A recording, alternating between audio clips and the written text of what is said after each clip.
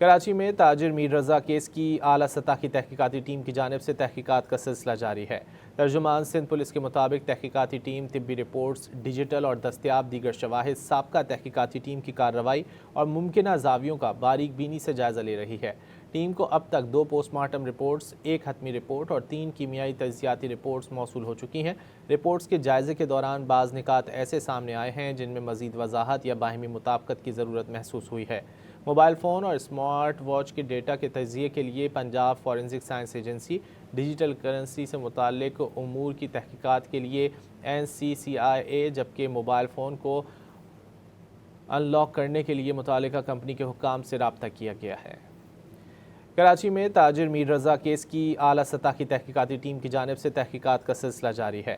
ترجمان سندھ پولیس کے مطابق تحقیقاتی ٹیم طبی رپورٹس، ڈیجیٹل اور دستیاب دیگر شواہد، سابقہ تحقیقاتی ٹیم کی کارروائی اور ممکنہ زاویوں کا باریک بینی سے جائزہ لے رہی ہے۔ ٹیم کو اب تک 2 پوسٹ مارٹم رپورٹس، 1 حتمی رپورٹ اور 3 کیمیائی تجزیاتی رپورٹس موصول ہو چکی ہیں۔